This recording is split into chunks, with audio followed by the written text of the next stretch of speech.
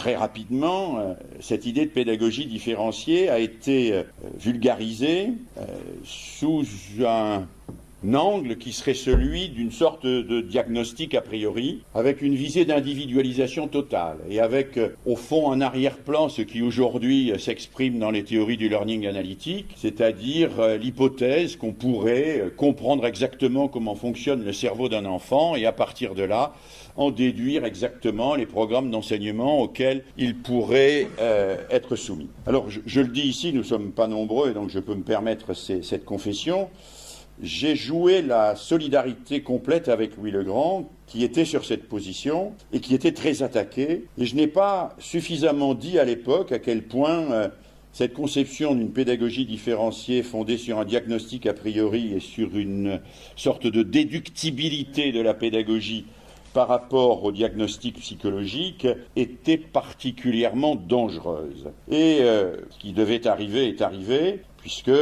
certains d'entre vous s'en souviennent peut-être, dans un ouvrage qui s'appelle « Une voix qui vient de l'autre rive », Alain Finkielkraut, à mon sujet, écrit que j'ai placé l'universel sous la juridiction exclusive de la rationalité instrumentale, celle-là même qui a été mobilisée pour les usines de la mort et qui a conféré aux crimes administratifs du XXe siècle leur atypique banalité et leur monstruosité sans pareil. Alors,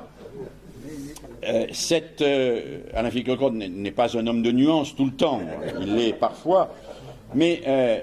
il n'a pas été le seul à dire ça. Des tas d'autres ont dit la même chose, et un livre qui s'appelait La barbarie douce a repris la même idée, et au fond,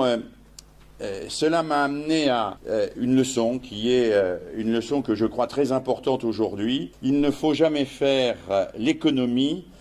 de l'explicitation de son axiologie. Nous n'avions pas, au sein de ce même courant pédagogique autour de la pédagogie différenciée, la même axiologie. Nous n'avions pas la même axiologie. Je défendais pour ma part ce que j'appelais le paradigme de l'inventivité régulée, c'est-à-dire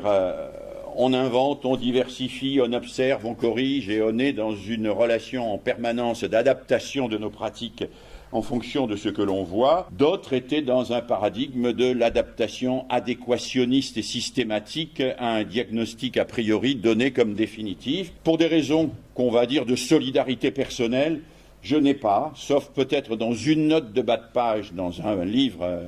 grand public, je n'ai pas dit ma différence de sensibilité avec les collègues qui prônaient ce type de pédagogie, et cela a, à mon avis, été extrêmement négatif, ou si ce n'est négatif, du moins compliqué